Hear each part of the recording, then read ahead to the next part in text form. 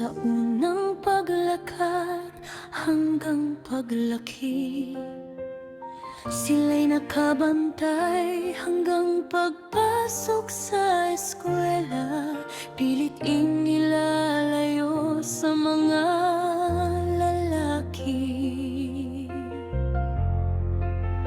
Todo payo at saway sa tuwing ako'y nagiging suwail. Tapusin ko daw pag-aaral, palaging sinasabihan na huwag pagagabi. Akala ko'y sobra na overprotective na isang masakit na salita lumabas sa aking bibig, sa aking sarili na bigla.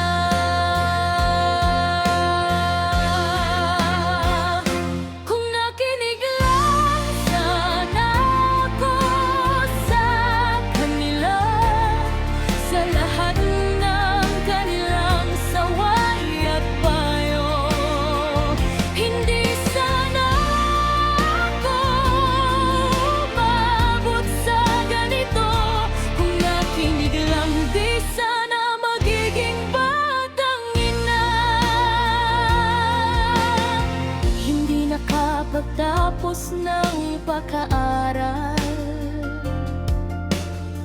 sa mga kabarkada'y laging nakatambay. Madaling araw at gang magumagay, nagiinuman. Magulang ko'y nakalimutan, pati kanilang araw.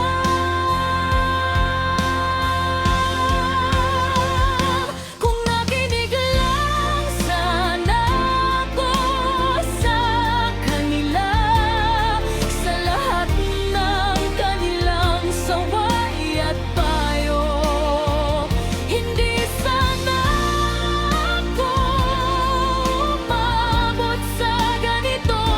Kung nakinig lang, di sana magiging batang ina. Sobrang naligaw na ako ng landas, mga payo nila'y lumalabas na lang sa kabilang tenga. Ako at pati barkada ko'y palaging nasa labas. Tila ba ako'y lumalaking isang batang pakawala sa sobrang barkada at pagkagala.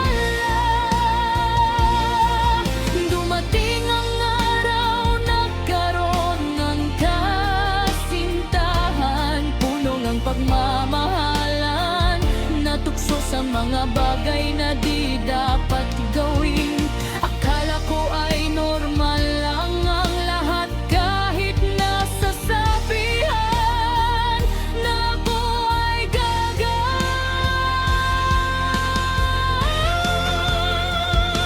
Kung nakinig lang sana ako sa kanila, sa lahat ng kanilang saway at payo, hindi sana ako umabot sa ganito. Kung nakinig lang, di sana magiging batang ina. Lumipas pa ang mga araw, ako'y nabuntis. Sa murang edad kailangan mag-ipis. Akala ko'y nanganginang ang lahat. Akala ko'y kaya ko na, kaya namin ang lahat.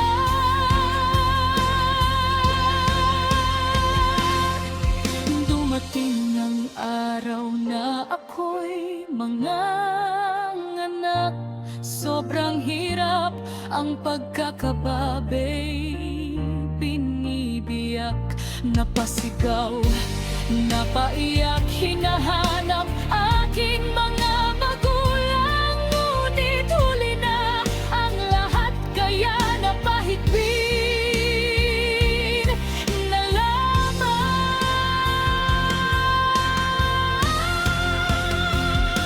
Kung nakinig lang sana ako sa kanila,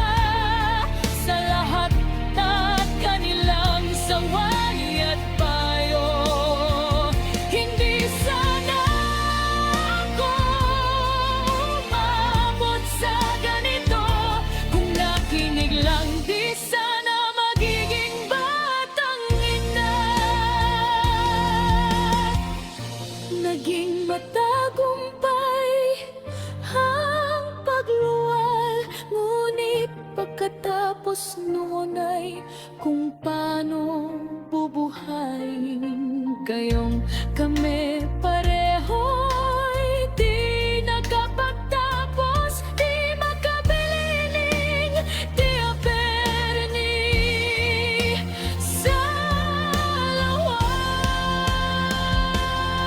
Sumasagi sa isip kanilang payo't saway, kung nakinig lang ako, di mangyayari